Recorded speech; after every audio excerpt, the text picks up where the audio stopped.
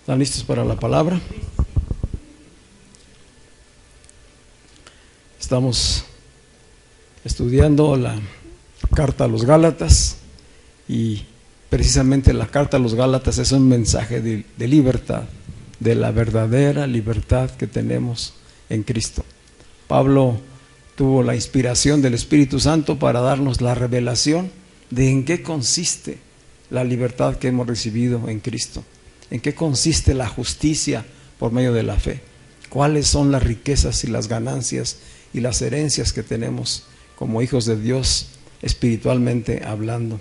Y eso nos estamos gozando y estamos conociendo y aprendiendo de esta revelación. También estamos estudiando y leyendo el libro de los Hebreos, ¿verdad?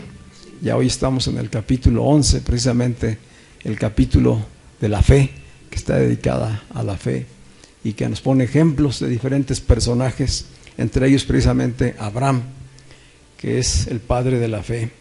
Y sobre eso descubrimos aquí en la carta a los Gálatas la manera en que Pablo presenta a Abraham como ejemplo de un hombre de fe que fue llamado por Dios y que fue progresivamente desarrollando su fe hasta madurar en la fe y tener una absoluta convicción y certeza de que lo que Dios había dicho lo iba a cumplir. En estos cantos que estuvimos expresando en ese momento hablábamos de poder, empezamos cantando del poder de Dios y terminamos hablando y cantando acerca del poder de Dios. ¿Qué es ese poder? A lo mejor nos viene a la mente la primera imagen que tenga que ver con milagros, ¿verdad? Pero realmente es el poder de resurrección, el poder de una nueva vida, de una nueva naturaleza, un poder para vivir una calidad de vida superior a la que el mundo ofrece. Tenemos que descubrirla y tenemos que caminar en fe para estar disfrutando de ella. Pues continuando con esta enseñanza, estamos en el capítulo 4, capítulo 4 de Gálatas. Voy a leer en resumen los últimos versículos del pasaje que compartimos hace 8 días. Gálatas 4, del 4 a 7, dice Pablo, escribiéndole a los Gálatas: cuando se cumplió el tiempo, Dios envió a su Hijo, nacido de mujer y nacido bajo la ley. Y sabemos que estas dos, este renglón tiene mucha profundidad. O sea, nacido de mujer habla de la profecía, habla de lo que Dios prometió desde Génesis 3:15, ¿verdad? Que vendría la simiente de la mujer. No dice nacido de hombre y de mujer, nacido de mujer y nacido bajo la ley. Todo esto era necesario que así fuera y en el tiempo preciso Dios lo cumplió. ¿Para qué? Dice el versículo 5, para que redimiera a los que estaban sujetos a la ley. ¿Quiénes estaban sujetos a la ley? El pueblo judío, ¿verdad? A fin de que recibiéramos la adopción de hijos. Es decir, no solamente eran los judíos que estaban sujetos a la ley, sino toda la humanidad sujeta a rudimentos, a reglas, a normas, situaciones, enseñanzas morales, valores éticos que toda sociedad tiene, aún las sociedades paganas. Dice, ¿para qué? Para que recibiéramos la adopción de hijos. Y por cuanto ustedes son hijos, ¿a quién está diciendo? A todos, ¿verdad? Y cuanto ustedes son hijos, Dios envió a sus corazones el espíritu de su Hijo, el cual clama, Abba, que quiere decir Padre. Así que ya no eres esclavo, esta afirmación poderosa. Dice, así que ya no eres esclavo, sino hijo. Y si eres hijo, también eres heredero de Dios por medio de Cristo. Así que, ¿qué somos hoy? Hijos de Dios y herederos de Dios por medio de Jesucristo. Esta es nuestra posición delante de Dios. Ya no estamos separados de Dios, ya no estamos bajo condenación, ya no estamos hechos a un lado. no estamos sin esperanza, sin futuro, sin propósito. Eso ha sido quitado de nuestras vidas por medio de la fe en el Evangelio, en las buenas noticias. Así que el significado de estos versículos es poderosísimo y deberíamos tenerlos presentes constantemente, porque afirman y fortalecen nuestra identidad de hijos de Dios. Lo que Pablo está diciendo en todo este trasfondo es que Dios se hizo humano en Jesús el Hijo de Dios, el Mesías, el ungido, el Cristo.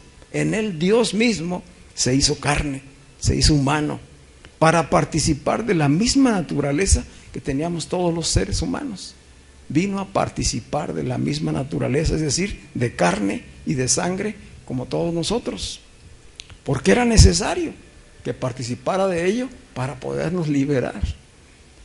Así que Él vino en carne y sangre igual que todos nosotros, e igual que aquellos judíos que estaban bajo el dominio de la ley. Por eso nació bajo la ley y la esclavitud del pecado. A diferencia de los judíos que estaban bajo la ley y bajo la esclavitud del pecado, Jesús no conoció pecado. Sí se hizo hombre, tomó carne y sangre, pero no conoció pecado. Él nació de una virgen, de la mujer que había sido elegida por Dios. No participó varón en su nacimiento. Fue el Espíritu Santo quien puso en María, ¿verdad?, la naturaleza de Cristo para que Él tomara cuerpo humano y naciera igual que todos nosotros. Pero no conoció pecado, sino que en el sacrificio de la cruz Dios le hizo pecado por causa de nosotros. Por causa de todos nosotros, de toda la humanidad, Dios hizo a Cristo pecado para que nosotros fuésemos hechos justicia de Dios en Él, para que en su cuerpo y mediante el derramamiento de su sangre fuera pagado el precio de nuestra redención. Así era necesario. Él tenía que tomar carne y sangre para ser un sumo sacerdote sacado de entre el pueblo y ofrecer sacrificio agradable a Dios.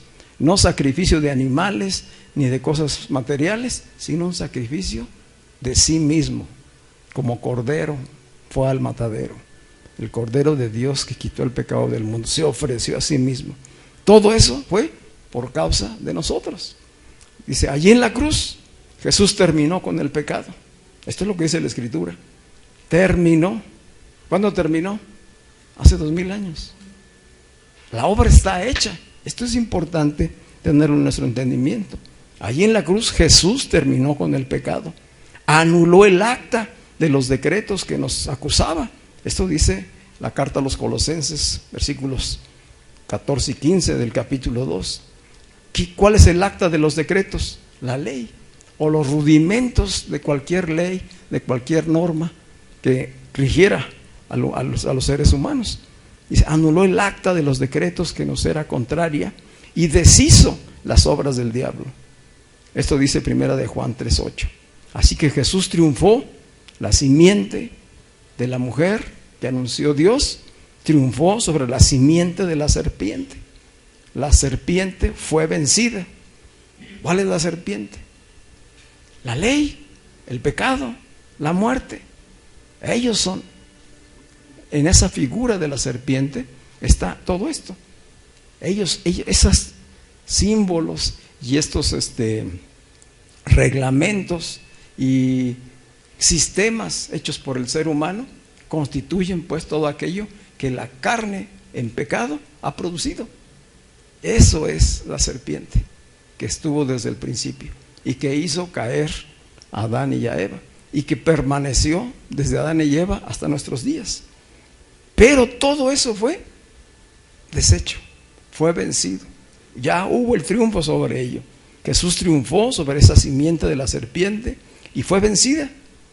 Todo esto quedó confirmado con la poderosa resurrección de Jesús. Es decir, lo que confirma toda esta obra que acabamos de describir y de la que habla Pablo es la resurrección. Esto confirma que Dios aceptó el sacrificio de Jesucristo como ofrenda perfecta y que entonces la justificación por la fe es una realidad para todos aquellos que creemos y que por eso podemos tener el Espíritu de Dios. O sea, no sería posible una vida agradable a Dios desde el Espíritu si no fuera por medio de la fe en Jesucristo. Y si Jesucristo no hubiera hecho toda esta obra. Entonces Pablo está argumentando y está trayendo a la conciencia de los Gálatas todo lo que significa la obra de redención por medio de la justicia y por medio de la fe, para que sepan lo que ya les fue dado, para que sepan lo que ya tienen. ¿Por qué? Porque estaban siendo engañados, estaban siendo llevados de regreso a la esclavitud a la ley. Por eso Pablo recurre a toda esta argumentación. Así que, de acuerdo con las palabras de Pablo, cuando Cristo nos redimió de la esclavitud del pecado y de los rudimentos de la ley y de las religiones, no solamente nos salvó, sino que nos aceptó en su familia. Si no solamente Dios lo envía para que nos salve, para que nos justifique, sino que aparte nos hace miembros de su familia. Entramos a la familia de Dios. Por eso Él es el Padre y nosotros somos los hijos. Nos aceptó en su familia por la fe en Jesucristo. Y entonces en Él nos dio la adopción de hijos. Y esta adopción, entendemos por lo que habíamos explicado hace 8 días, que es la calidad jurídica, la madurez para ser administradores de las riquezas del Padre. Es decir, en Cristo estamos maduros para poder ejercer la facultad de administrar las riquezas del Padre, porque estamos justificados, porque estamos en su familia. Así que nos dio la adopción de hijos y nos hizo sus herederos. O sea, en Cristo ya tenemos la madurez, la facultad legal y la dignidad para heredar, administrar y gobernar las riquezas del Padre. Esta es una obra terminada en el eterno presente de Dios. Es una obra terminada. Si Dios nos ve a nosotros, a cada uno de nosotros en Cristo, como hijos maduros en Cristo, hijos maduros que tienen la capacidad de poder administrar lo que Dios ha creado, todas sus riquezas. Y obviamente cuando se refiere a herencia, no se refiere a cosas materiales, se está refiriendo principalmente a una herencia espiritual, que es mucho mayor que lo material, que no deja fuera lo material. Si lo material viene por consecuencia, por añadidura, pero primero es lo espiritual. Entonces dice Pablo, es necesario que cada hijo de Dios tenga conciencia clara de qué ha significado el ser justificados por la fe en Cristo. ¿Cuáles son todas las riquezas espirituales que ya tienen? ¿Cuál es su nueva identidad? ¿Cuál es su posición? ¿Cuál es la calidad de vida de la que deben disfrutar? Para que no sean víctimas del engaño, para que nunca vuelvan hacia atrás. Así que algo que habíamos dejado pendiente hace 8 días es que Pablo afirma allí al final que hemos sido herederos de Dios por medio de Cristo. Y entonces la pregunta que seguramente aflora a cada uno de nosotros es: ¿y qué es esa herencia? ¿En qué consisten esas cosas que hemos heredado? Y la palabra misma, cuando hace la afirmación Pablo, nos deja ver lo primero. Dice, somos herederos de Dios. Y uno puede pensar herederos de cosas, herederos de bienes, de riquezas, ¿verdad? No, dice, somos herederos de Dios, de su misma naturaleza. Recibimos de Él, de lo que Él es. De lo que Dios es, lo recibimos a través de Jesucristo. ¿Qué significa esto? Significa participar de la misma naturaleza divina de Dios. Si somos hijos de Dios y somos seres espirituales, ahora ya redimidos y reconciliados con Dios, participamos de su naturaleza divina. Aunque nos veamos así como que no resplandecemos, ¿verdad? Pero ya la gloria de Dios está en nosotros por su Espíritu. Esa nueva naturaleza está siendo desarrollada en nosotros hasta que sea perfecta. Hasta que en un tiempo final, cuando Dios lo decida, redima incluso nuestros mismos cuerpos. Dice Pablo, algunos pues los levantará de la tumba con cuerpos glorificados, pero hay otros que ni siquiera moriremos cuando el Señor venga, pero todos seremos transformados Es decir, la naturaleza que ya Dios puso en nosotros será totalmente visible de manera perfecta y total. Esa es nuestra esperanza. Esto es lo que significa ser herederos de Dios. Nos habla de riquezas espirituales abundantes y habla de la dignidad de hijos para vivir en su reino. De esto hablan las Escrituras en Primera de Pedro, capítulo 1, versículos 3 y 4. También Segunda de Pedro, capítulo 1, versículos 3 y 4.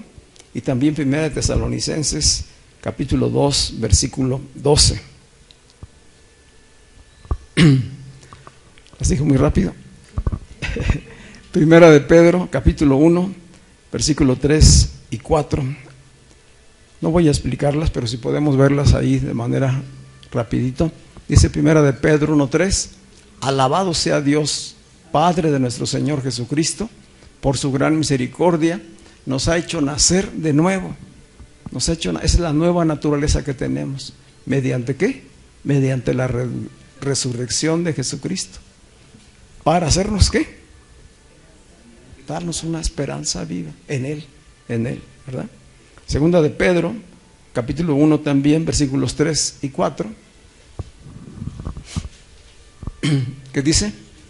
Su divino poder, al darnos el conocimiento de aquel que nos llamó por su propia gloria y excelencia, nos ha concedido todas las cosas que necesitamos para vivir como Dios manda. Si todo nos ha sido concedido para vivir de la manera agradable a Dios. Es tremendo, ¿verdad?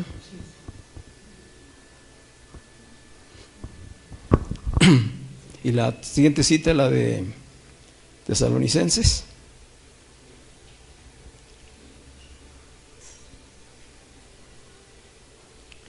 Primera de Tesalonicenses, capítulo 2, versículo 12. 2:12. Y esto es nomás hablando de la primera parte, la herencia de la propia naturaleza de Dios en nosotros. A través de esa naturaleza de Dios en nosotros nos ha hecho justos, es decir, hemos heredado también su justicia y somos herederos también de su reino. ¿Qué dice Tesalonicenses 2:12? Dice: los hemos animado, consolado y exhortado a llevar una vida digna de Dios, que los llama a su reino y a su gloria. Somos herederos ¿de qué? De su reino y de su gloria. Entonces podemos ir haciendo una lista. Herederos de su propia naturaleza, herederos de su reino, herederos de su gloria. En cuanto a la herencia del reino de Dios, Jesús mismo lo habló, estando Él en su ministerio todavía. Allí en Mateo 25:34, cuando habla de los tiempos finales, dice que Él mismo, el Padre, dirá: venid a mí, todos aquellos para los que fue preparado el reino, y les será entregado. Mateo 25:34. Es decir, la herencia del reino es una realidad. En Lucas capítulo 12, versículo 32, también dice: no temáis, manada pequeña, porque a vuestro Padre le ha placido daros el reino.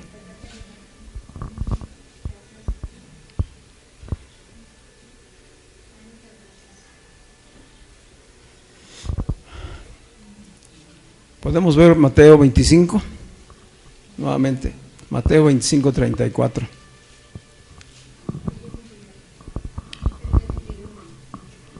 Dice: entonces dirá el rey a los que están a su derecha. ¿Quién es el rey? Jesucristo, ¿verdad? Vengan ustedes a quienes mi Padre ha bendecido. ¿Cómo estamos? Bendecidos. Vengan ustedes a quien mi Padre ha bendecido. Reciban su herencia. ¿Cuál es la herencia? El reino preparado para ustedes desde la creación del mundo. ¿Sí? Esto lo confirma allí en Lucas 12:32 y también Apocalipsis 20:6.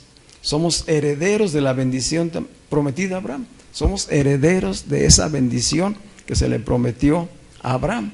Y somos coherederos con Cristo de todas las cosas. Podemos ver Hebreos 1:2. Hebreos 1:2.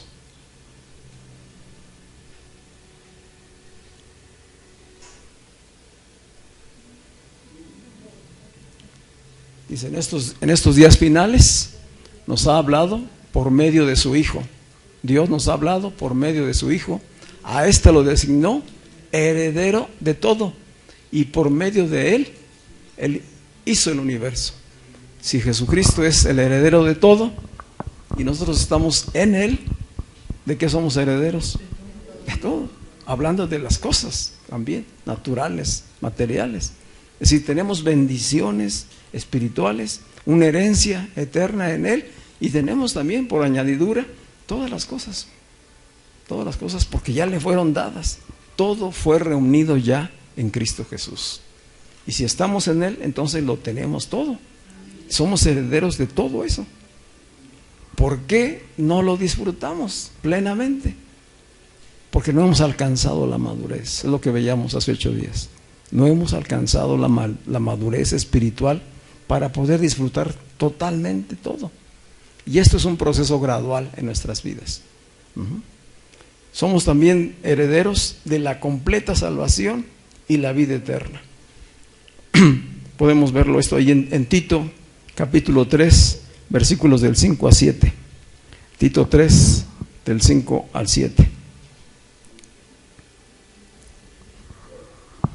Dice el versículo 5, Él nos salvó, ¿quién? Jesucristo, no por nuestras propias obras de justicia, sino por su misericordia. Nos salvó mediante el lavamiento de la regeneración y de la renovación por el Espíritu Santo.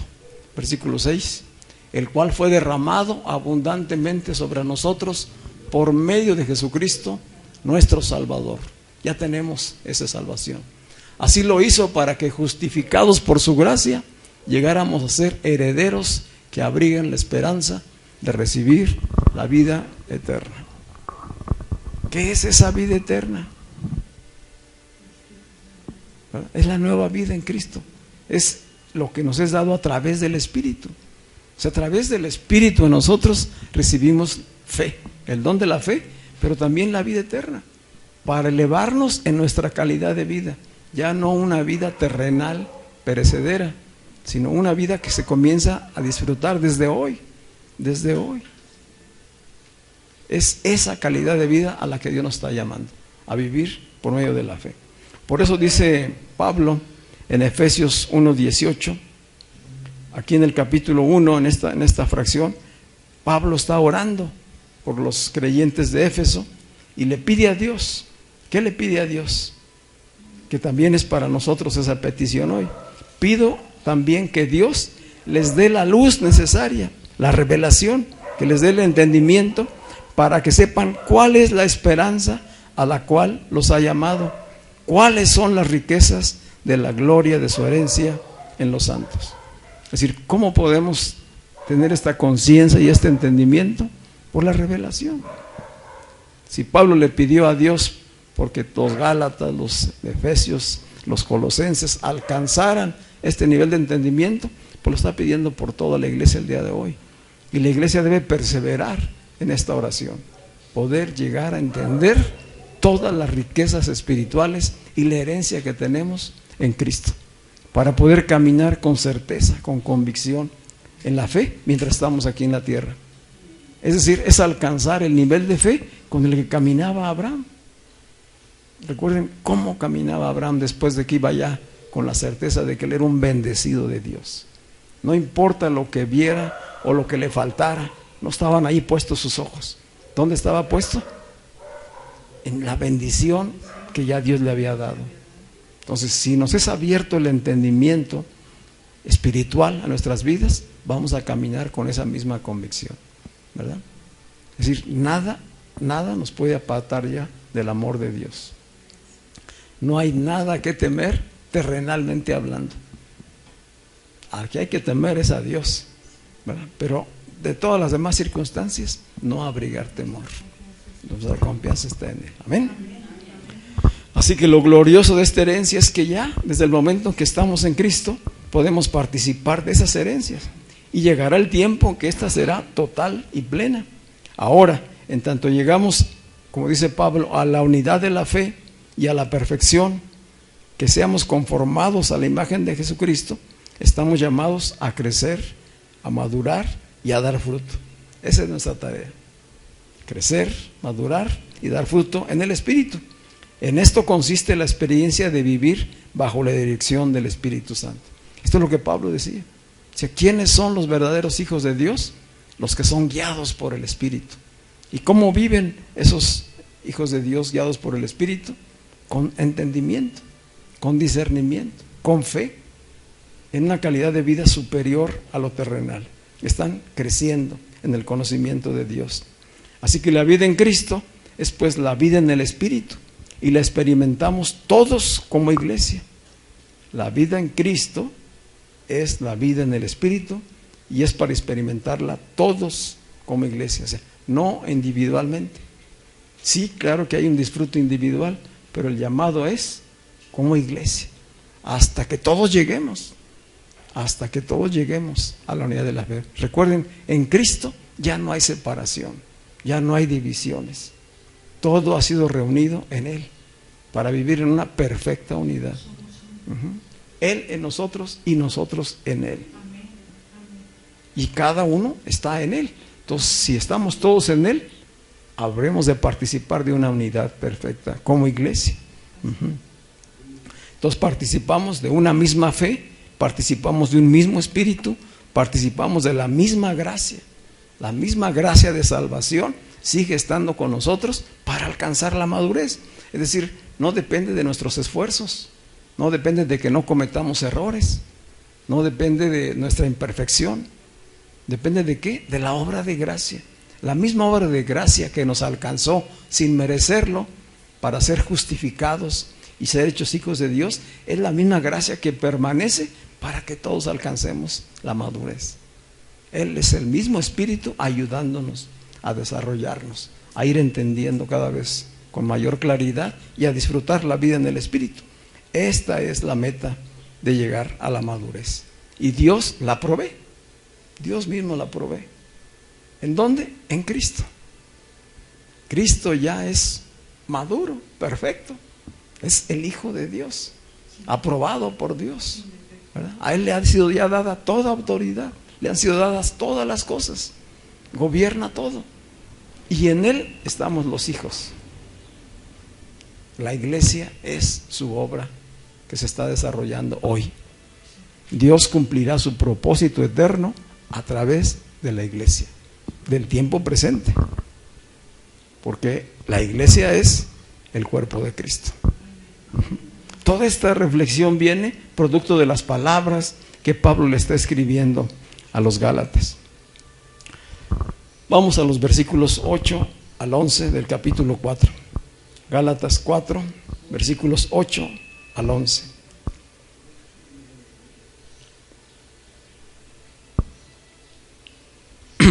Dice el versículo 8: ciertamente en otro tiempo, cuando ustedes no conocían a Dios,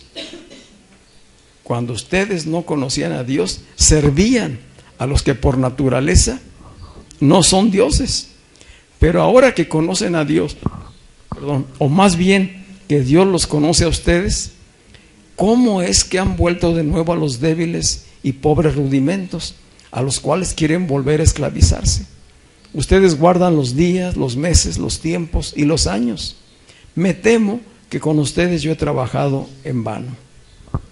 Hay una preocupación del apóstol Pablo cuando está escribiéndoles a los Gálatas y hace un recordatorio. Les ha dado toda una argumentación para que sepan lo que ya tienen en Cristo, pero le hace necesario hacer que ellos revisen, reflexionen y se den cuenta cómo estaban antes. Dice, en otro tiempo, antes de que ustedes oyeran la predicación del Evangelio, eran ignorantes, eran unos ignorantes espiritualmente, no conocían al Dios verdadero y estaban sirviendo a los ídolos. Y esos ídolos es igual a los demonios que actúan a través de ellos. No eran dioses. Esos a los que ustedes adoraban no eran dioses. En realidad, dice, detrás de ellos estaban actuando demonios. ¿Por qué? Porque ellos pertenecían a una religión pagana. Adoraban ídolos antes de conocer el Evangelio. Entonces realmente eran ignorantes espiritualmente Y eran gente que estaba cautivada por los ídolos. Y en realidad estaban ofreciéndole sus propias vidas a los demonios. Estaban esclavizados. Son palabras fuertes. Dice 1 Corintios 10, 19 al 20. Vamos a ver esta. 1 Corintios 10, 19 y 20. Pablo le está aquí escribiendo a los corintios, pero es la misma enseñanza que había dado a los gálatas. ¿Qué quiero decir con esta comparación? Con la comparación entre los dioses y los demonios, entre los ídolos y los demonios. Dice que el sacrificio que los gentiles ofrecen a los ídolos sea algo, o que el ídolo mismo sea algo. El 20, versículo 20. No son nada los ídolos, sino que cuando ellos ofrecen sacrificios, lo hacen para que los demonios, lo hacen para los demonios y no para Dios. Y no quiero que ustedes entren en comunión con los demonios. Tremendo, ¿verdad? Entonces, ¿de qué está hablando? De que en el paganismo, en la religiosidad, en realidad la adoración va dirigida a los demonios. ¿Sí? Los engañadores, los calumniadores, los que operan en la naturaleza totalmente carnal. Dice Pablo, regresando a lo que les dice a los gálatas, dice: ustedes aprendieron rudimentos religiosos y morales con el fin de conducir sus vidas de una manera aceptable a sus dioses, y practicaban su propia justicia basada en ritos y obras. ¿Cómo se practicaba la justicia? Basada en ritos y obras. ¿Qué sucedió? Dice que oyeron el evangelio porque él se los predicó y creyeron. Los gálatas creyeron, alcanzaron misericordia y gracia y fueron perdonados. Fueron perdonados por Dios de todo esto que hacían. Y muchos recibieron el Espíritu Santo. Por eso dice Pablo que Dios los conoce. Dios los conoció y los adoptó como hijos. Y además los hizo sus herederos. Se los dice a ellos y nos está hablando al mismo tiempo a nosotros, ¿verdad? Para que reflexionemos, para que veamos la obra de Cristo en nosotros. Muchos habían aceptado en ese momento, pese a todo esto, ya muchos gálatas habían aceptado seguir las prácticas de la ley. Estaban regresando. Si vinieron los maestros judaizantes, les hablaron de la ley de Moisés y de que era necesario que ellos se circuncidaran para alcanzar la plena salvación, y entonces habían caído en la trampa. Se estaban circuncidando y estaban obligándose a practicar, como dice aquí él, dice no solamente la circuncisión, sino todos los ritos de purificación, los días de reposo, las temporadas de fiestas, todo esto que dice de guardar los meses, los días, los años, la prohibición de ciertos alimentos, la obligación de comer otros. Todo esto, dice Pablo, es volver a la esclavitud de donde ustedes ya habían salido. Dense cuenta cómo está haciendo la comparación Pablo. Sí, Pablo está diciendo, si ustedes vuelven totalmente a la ley, en este caso la ley de Moisés, a la que practican los judaizantes, van a regresar a la esclavitud que ya tenían antes. Es decir, que lo está manejando como algo similar. Si las religiones, las normas morales que practique la sociedad son igual a la ley de Moisés, son inútiles para alcanzar la justificación delante de Dios. Y además es estarle ofreciendo obras muertas a ídolos. Es tremendo. El peligro pues en que estaban cayendo los gálatas, que eran cristianos nuevos, tiernitos, es que estaban cambiando la dependencia del Espíritu de Dios por la dependencia en ellos mismos. Es decir, hacer esfuerzos humanos para agradar a Dios. Y empezaron a usar la ley de Dios como un conjunto de reglas, de mandamientos que debían obedecer para obtener la bendición. Habíamos dicho hace 8 días que la tendencia cuando se practica la ley o cualquier religión es que se está obligado a hacer para merecer. ¿Sí? Si haces, mereces. Si no haces, entonces no recibes. Y también hay un principio de causa y efecto.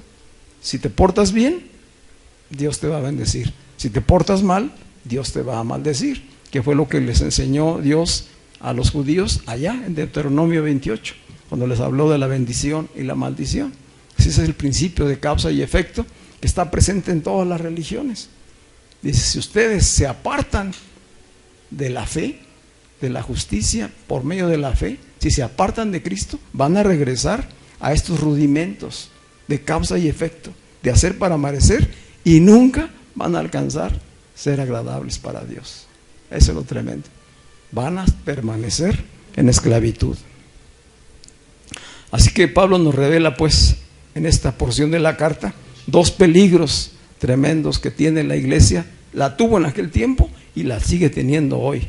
Dos peligros que están vigentes para la iglesia: la inmadurez espiritual, de la que ya hablamos, y el legalismo, el someterse a la ley, a las prohibiciones, a lo que debes hacer, a lo que no debes hacer. Si la ley, ¿cómo la recibían principalmente los judíos? Y la conocemos todos así, por la prohibición. No harás, no matarás, no mentirás, no jurarás, ¿sí? No adorarás. ¿Sí? ¿Dónde está el énfasis? No, no, no, ¿verdad? Así era la ley. Y a eso se obligaban. Si no hay libertad, no hay libertad. En cambio, en Cristo, todo eso queda anulado. Todo eso queda anulado para vivir por medio de la fe en libertad. Nada nos está prohibido. Mucha gente, yo recuerdo en los inicios de la vida cristiana, que decían, no, pues es que los cristianos no toman, no fuman, no van a los bailes, no oyen música. Ven a la religión llena de prohibiciones, ¿sí? Porque así se ha vivido la religión, pero es porque no hay el entendimiento de la verdadera vida en Cristo. El detalle es que muchas congregaciones participan de esas cosas, del no debes hacer, ¿sí? De lo que está prohibido hacer, de cómo debes vestir, de cómo te debes comportar, de cómo debes hablar. O sea, todo está enfocado a lo externo y se olvidan de que lo fundamental está en el corazón.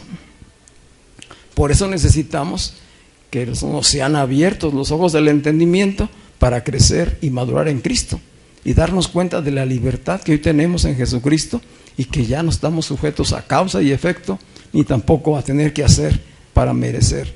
Todo ha sido dado a nosotros por gracia, un regalo de Dios inmerecido, y que comienza por el regalo de la fe en Jesucristo.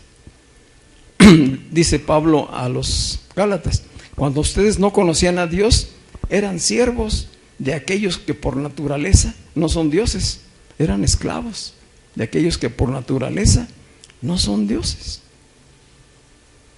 Es decir, este es el peligro. Este es el peligro de que si regresan otra vez a la ley, van a volver a esa misma esclavitud. Yo creo que cuando los maestros judaizantes que estaban yendo a dar estas falsas enseñanzas escucharon las palabras de Pablo, les debe haber dado un soponcio, como dicen, porque era tremendo lo que estaba diciendo.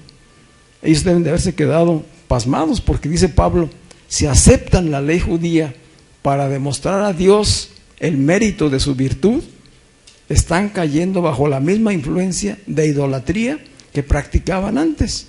Es decir, se están volviendo a poner bajo la influencia de los demonios. O sea, imagínense ustedes, ellos que se sienten privilegiados, hijos de Abraham, que tienen la bendición de Dios, y que les diga que en realidad hacen las cosas para los demonios, y que están llevando a que los nuevos creyentes caigan en esa misma trampa. Era fuerte lo que estaba diciendo Pablo. Pero se acuerdan que también Jesús ya se los había dicho antes a los judíos, en otro tiempo, precisamente ahí en el capítulo 8 de Juan. Dijo: si ustedes fueran hijos de Abraham, las obras de Abraham harían. Pero ustedes son hijos de su padre el diablo, y las obras de su padre son las que ustedes hacen. Él ha sido homicida y mentiroso desde el principio.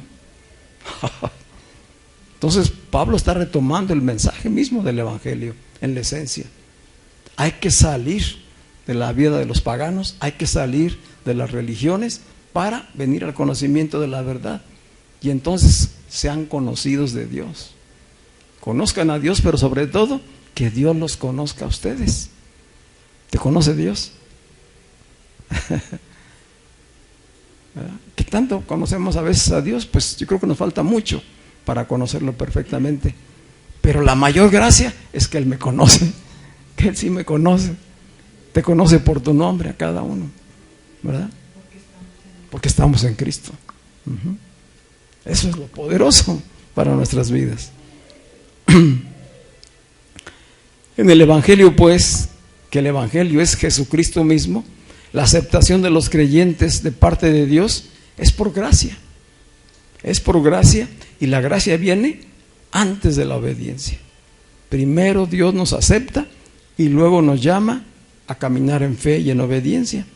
En el legalismo es a la inversa. Primero te obligan a obedecer para que puedas lograr ser aceptado, porque todo se basa en lo que haces o en lo que dejas de hacer. Así que lo que Pablo está dejando al descubierto es el trasfondo, no solamente de las prácticas paganas de los Gálatas, sino de las prácticas religiosas y legalistas de cualquier época. Nos está hablando a este tiempo presente, que pueden parecer limpias y de buena moral, pero su finalidad es diabólica. Pueden parecer limpias, pero su finalidad es diabólica. ¿Por qué es diabólica? Porque menosprecian la obra completa de redención que Jesucristo ya hizo. Es decir, son opuestas a Cristo. Quieren añadirle a la obra de Cristo, entonces están desconociendo toda la obra poderosa de la cruz y de su resurrección. Por eso es diabólica. ¿Sí me voy a explicar? Así que cuando Pablo dice, ¿cómo es que se quieren volver de nuevo a los pobres y débiles rudimentos? ¿Cómo es que están regresando otra vez al mismo error en el que ya vivían? O sea, no le cabe a Pablo eso. Por eso está preocupado, por eso les hablo de esta manera. Y ustedes están repitiendo lo mismo que ya hacían antes. Los estoy llamando a que practiquen la verdad, a que caminen en la verdad, en lo que ya les fue dado. Y ustedes están intentando practicar su propia justicia. Otra vez quieren hacer ritos y obras muertas que para nada los llevarán a Dios. Eso es tremendo. Y lo que sucede en nuestra realidad es que el ritual y el misticismo son muy atractivos, nos cautivan. Es decir, todo aquello donde vemos ceremonias que llevan incienso, que se usa el shofar, que hay ropas especiales, que hay música especial, crea una atmósfera que nos es agradable, nos cautiva, pero son cosas externas, son cosas superficiales, no es la esencia. La esencia está en el espíritu, en el corazón que ha de ser transformado por Dios. Entonces, mientras estemos practicando cosas que se ven agradables, que se ven bien, pero que son superficiales, en realidad permanecemos en esclavitud, permanecemos infantiles espiritualmente. Por eso muchas personas entienden así la vida en Cristo, como una vida llena de prohibiciones, donde no puedes hacer muchas cosas, ¿verdad? Yo recuerdo a unas personas a las que fuimos a compartirles el Evangelio, y entre ellos estaba una joven, una mamá, pero muy joven, y después de que escuchó el mensaje del Evangelio, estaba conmovida, y cuando le preguntamos si quería hacer su oración de fe para ser reconciliada con Dios, se quedó un rato pensando. Estábamos un grupo, y luego dice, no, todavía no la quiero hacer. Dice, sí entendí, pero yo todavía estoy muy joven y no quiero dejar de tomar, ni quiero dejar de ir a los bailes. Dice, entonces ya cuando yo esté más grande lo voy a hacer, ya cuando no quiera ir a esas cosas. O sea, ¿con qué estaba relacionando el mensaje del Evangelio? Con prohibiciones, ¿verdad? Nunca le dijimos que no debía de hacer cosas, no, le estábamos dando a conocer la verdad, pero ella lo relacionó con eso, porque así son las religiones, son legalistas, son prohibidoras, ¿verdad? Y no llevan a la justificación, no llevan a la transformación. ¿Por qué sucede esto? Pues porque el legalismo busca gloriarse en lo que cada persona consigue y pasa por alto la esencia de su ser. Son diligentes en la apariencia, pero son negligentes con el corazón. Jesús le dijo a los fariseos, ¿verdad? Ustedes de labios, bueno, Isaías fue el que dio estas palabras, dice, ustedes de labios me exaltan, me alaban, pero su corazón está lejos de mí. Es decir, es puro legalismo, es pura religión, no hay una verdadera transformación. Y lo que se requiere es que seamos transformados. Así pues que la actitud legalista es un obstáculo al desarrollo de la iglesia, igual que lo es la inmadurez. Los hijos de Dios necesitamos crecer, avanzar. ¿Y cómo será posible esto? Por medio de la palabra. Por eso es importante la predicación, por eso es importante el estudio directo de la palabra de Dios, para que vayamos siendo renovados en el entendimiento y crezcamos, maduremos y demos fruto. Amén. Por eso dice Pablo en el versículo 11, me temo que con ustedes yo haya trabajado en vano. Esta era la preocupación de él. Cómo después de que me esforcé y de que les expliqué tan claramente el Evangelio, ahora ustedes están haciendo estas cosas y retrocediendo. La preocupación de Pablo pues es que todo lo que él había hecho no fuera a quedar sin sentido. La palabra vano quiere decir sin sentido, sin propósito. Pablo teme que todo lo que se haya hecho en favor de ellos sea tirado al vacío. Este es el gran temor. Y entonces les transmite a ellos pues ese amor tan grande que les tenía a los Gálatas. Hijitos míos, les dice, hijitos míos, quiero que ustedes vuelvan al camino, quiero que ustedes caminen en la verdad. Y si acaso porque les he dicho la verdad me he vuelto enemigo de ustedes, así lo dice en el versículo 16, 4:16. ¿Acaso me he vuelto enemigo de ustedes por decirles la verdad? Pablo los quiere llevar a que tomen la decisión. ¿Van a vivir en sus fuerzas la vida espiritual? ¿Van a regresar a la esclavitud? ¿O van a aceptar vivir bajo la gracia, en la justicia que ya Dios les ha dado? Pablo les decía a los Colosenses capítulo 2 versículos 20 al 21: si con Cristo ustedes han muerto a los principios y rudimentos de este mundo, ¿por qué como si vivieran en el mundo se someten a sus preceptos? Les dicen: no tomes eso en tus manos, no apruebes aquello y ni siquiera lo toques. Estas son las maneras religiosas. Estén alertas a estas cosas. Si tú estás en un lugar, si estás viviendo bajo prácticas llenas de prohibiciones, en realidad sigues siendo esclavo. Estás siendo víctima del legalismo y no estás viviendo en la libertad que ya Cristo nos ha dado.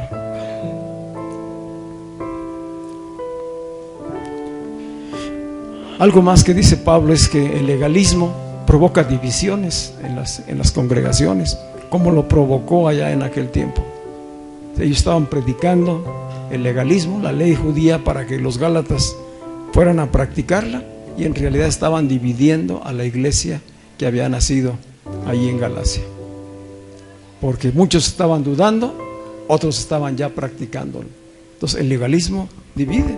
Los falsos maestros lo que hacían era jalar personas y ponerlos en contra de Pablo. Dice, en realidad, dice Pablo, ellos parece que tienen mucho interés en ustedes, pero en realidad lo que quieren es engañarlos y apartarlos de mí, que fue el que les predicó la verdad, el que les enseñó el Evangelio. Por eso dice el versículo 19: hijitos míos, por quienes vuelvo a sufrir dolores de parto, hasta que Cristo sea formado en ustedes. Quisiera estar con ustedes ahora mismo y cambiar de tono, pues ustedes me tienen perplejo. Estoy sorprendido, dice Pablo. ¿Qué es, dice Pablo, que experimenta? Dice, vuelvo a sufrir dolores de parto hasta que Cristo sea formado en ustedes.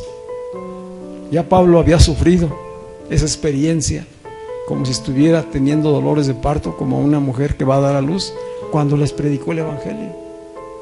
porque ellos estaban en total ignorancia, y al predicarles el Evangelio lo primero que hay es resistencia a creer, a recibir y a dejar las cosas que habían venido practicando. Pero aparte de eso, hubo persecución hacia Pablo. Pablo estaba padeciendo enfermedad cuando fue a predicarles el Evangelio. Si estaba Pablo sufriendo en ese tiempo. Dice, y ahora, cuando me doy cuenta de que ustedes están tratando de regresar otra vez hacia atrás, pues vuelvo a experimentar ese mismo dolor. Necesito volverles a llevar a la revelación de Cristo. Necesito que ustedes retomen, reflexionen y se den cuenta todo lo que ya tienen de ganancia en Cristo. Que sepan quiénes son, que son hijos de Dios, que son herederos, que están justificados, que están perdonados, que están reconciliados, que solo hay un solo Dios verdadero, que solamente se puede acceder a Él por medio de Jesucristo, y que Jesucristo es suficiente con todo lo que Él ya hizo, que no debemos añadirle nada. La vida en Cristo no tolera que se le añada cosas para lograr beneficios de Dios, porque la bendición ya fue dada. La bendición fue dada en Cristo. Él es la simiente de bendición, y si estamos en Cristo estamos bendecidos. Entonces dense cuenta de todo eso, dice. Pero dice, vuelvo a sufrir. Estoy sufriendo de nuevo hasta que Cristo sea formado en vosotros. ¿Qué está sucediendo en nosotros? Cristo está siendo formado en nosotros. Sí, ya somos hijos maduros, plenos en Cristo. Espiritualmente la obra está terminada, pero en nuestra realidad cotidiana necesitamos crecer, necesitamos madurar, necesitamos dar el fruto de ese espíritu que ya está en nosotros y disfrutar la calidad de vida a la que Dios nos ha llamado. Así que el propósito del Padre espiritual y de la iglesia misma es colaborar con Dios en el cumplimiento de este propósito eterno. ¿Cuál es el propósito eterno? Que Cristo sea formado en cada uno de nosotros y que juntos como iglesia lo manifestemos, lo expresemos. Y esto habla de una transformación interior que tiene que ver con nuestro carácter, con nuestra alma, que todo sea cautivado por Cristo. Este principio de que Cristo se ha formado en nosotros, Pablo ya lo había expresado en la carta a los romanos. Allí en Romanos 8:29 les dice a los romanos: porque a los que antes conoció Dios, también los predestinó, les trazó un destino para que fuesen hechos conforme a la imagen de su Hijo. Es decir, para que sean conformados a la imagen de Jesucristo, para que se forme Cristo en ustedes. Esta es la meta de cada hijo de Dios que está en Cristo, y esta es la meta de la iglesia: poder presentar a todos los hijos de Dios perfectos, maduros en Jesucristo. En eso estamos trabajando, y cada uno va en un nivel diferente, pero lo importante es que permanezcamos, que perseveremos, que recibamos la palabra y caminemos en fe. La buena noticia es que esto es totalmente posible por medio de la obra del Espíritu Santo que está en nosotros. Él es el que produce los cambios. No son mis esfuerzos, no son mis sacrificios, no son mis obras, ayunos o cosas que yo haga. Es la obra del Espíritu en nosotros. Es tener comunión con el Espíritu y participar de la comunión de la iglesia para que juntos avancemos. Dice Pablo a los Corintios en la segunda carta, segunda de Corintios 3:18. Segunda de Corintios 3:18. Dice: así que todos nosotros, a quien nos ha sido quitado el velo, podemos ver y reflejar la gloria del Señor. Se nos quitó el velo de la ignorancia, el velo de la religiosidad. Podemos conocer a Cristo. Dice: estos que estamos en esta condición podemos ver y reflejar la gloria del Señor. ¿Quién es la gloria del Señor? Cristo. ¿Dónde está Cristo? En nosotros, y nosotros en Él. Así que el Señor, quien es el Espíritu, nos hace cada vez más y más parecidos a Él. ¿A quién? A Cristo. a medida que somos transformados a su gloriosa imagen. Este es el proceso de nuestras vidas, que estemos siendo transformados a su gloriosa imagen. Y este fue el trabajo intensivo de Pablo para con los Gálatas, en ese tiempo tan difícil en que estaban siendo ellos engañados, en que estaban siendo arrastrados al legalismo. Detener la obra judaizante y hacerlos volver al camino en Cristo, hasta que Cristo fuera formado en ellos. ¿Cuántos estamos dispuestos a perseverar en ese camino? Como ya dije, no es un trabajo individual, es un trabajo como iglesia, y en eso está comprometida la iglesia, hasta que todos lleguemos a la unidad de la fe y del conocimiento del Hijo de Dios, a un varón perfecto, a la medida de la estatura de la plenitud de Cristo. Es lo que dice Efesios 4:13. Hasta que todos lleguemos a la unidad de la fe, una fe madura, una fe totalmente firme en la revelación de Cristo. Esta obra de Dios pues es necesaria, y Él nos está preparando a nosotros para que lo alcancemos, hasta que podamos ser glorificados con Cristo. ¿Qué significa ser glorificados con Cristo? Que todo lo que Él es en nosotros se manifieste totalmente en nuestra alma, espíritu y cuerpo. Es decir, que todo esté totalmente conquistado por Él. Y ahorita la batalla pues es con nuestras almas, ¿verdad? Como estos Gálatas eran tiernos en Cristo, esto fue lo que sucedió, que sus almas fueron cautivadas. Es decir, no habían alcanzado la plenitud, y el mensaje que se les llevó, el mensaje legalista, los hizo pensar que la única manera de perfeccionar su vida para agradarle a Dios era haciendo obras. Y qué mejor que las obras que los judíos sabían hacer. Es decir, para ellos tenía sentido que si los judíos eran el pueblo escogido de Dios y tenían una ley y tenían maneras de cómo agradarle a Dios, pues que eso era lo correcto. Pero se olvidaban que el mensaje del evangelio era para judíos y para gentiles. El tiempo de la ley había terminado para judíos. El tiempo de los rudimentos había terminado también para los paganos. Ahora todos eran llamados a vivir por medio de la fe en Jesucristo, porque la simiente prometida ya estaba aquí, ya había consumado la obra. Todo lo que conoció el pueblo de Israel, el pueblo judío, en el Antiguo Testamento, era sombra de la realidad que vendría.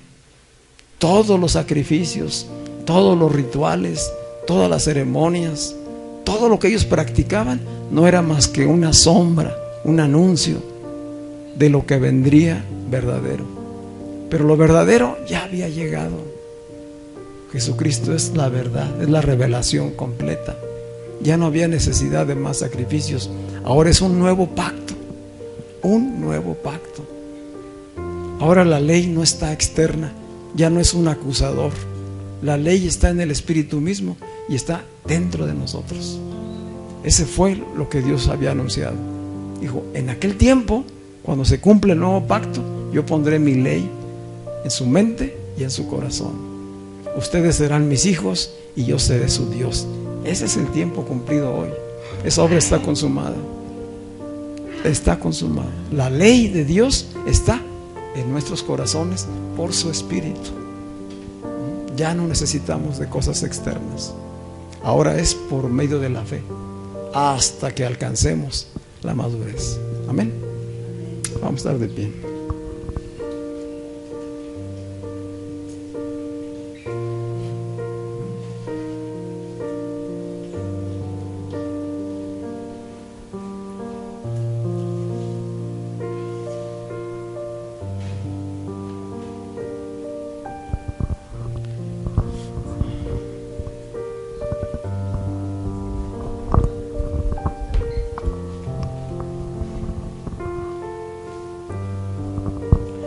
Es una carta preciosa esta que estamos estudiando, y es una carta dirigida a que maduremos, a que la iglesia de Cristo alcance madurez y que pueda tener el discernimiento, el entendimiento de cuál es la verdadera obra y propósito de la iglesia.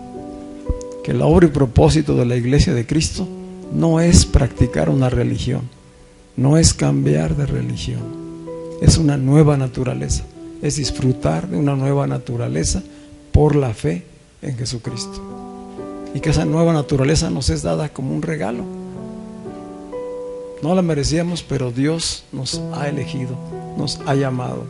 Así como lo hizo con Abraham, como lo hizo con Moisés, como lo hizo con Noé, así lo ha hecho con cada uno de nosotros.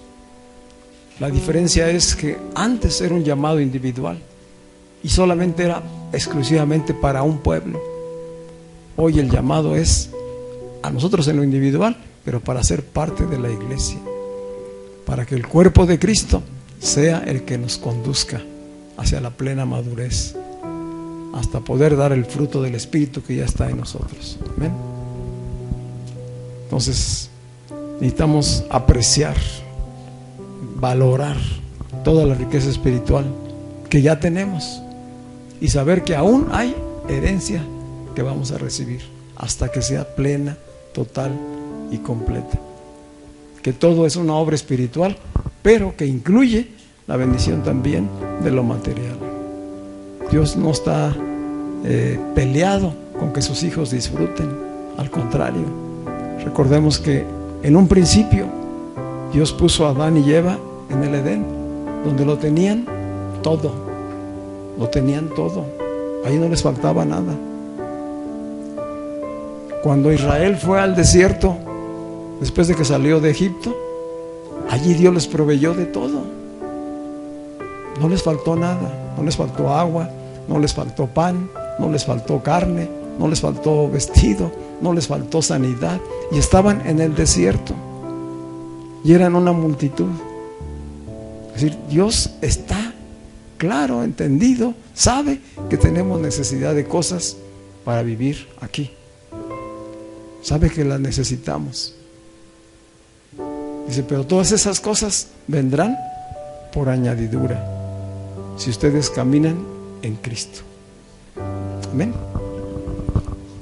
Padre, te damos gracias por tu palabra que ha sido revelada y que ha sido bendecida, Señor, y que hoy mora en cada uno de nosotros, Señor. Gracias porque tú nos estás abriendo el entendimiento, Señor, para ir a un mayor y mejor nivel de vida, Señor. Padre, hoy, como decía el apóstol Pablo, oramos porque nos sean abiertos los ojos del entendimiento, Señor. Que la luz, la revelación venga a nuestro ser y apreciemos y valoremos y nos demos cuenta de todas las riquezas que tenemos ya en Cristo. Y con certeza, con convicción, con una fe madura, podamos disfrutar cada día de esta vida terrenal mientras aún permanecemos aquí, Señor. Gracias porque aún la salud está ya dada para cada uno de nosotros, Señor. Y que si estamos siendo expuestos a diferentes pruebas, es precisamente para que nuestra fe crezca, para que nos demos cuenta de que tú estás en nosotros, trabajando con nosotros, y que estás llevándonos a un mayor nivel de madurez y de perfección, Señor. Gracias te damos por todo ello, Señor, y pedimos que tu palabra, Señor, permanezca, que no solamente sea algo que escuchamos y luego olvidamos, sino que sea retenida en nuestra mente y en nuestro corazón para que produzca el fruto que tú estás esperando de cada uno de nosotros. Todo esto, Señor, te lo pedimos en el nombre de Jesús. Amén.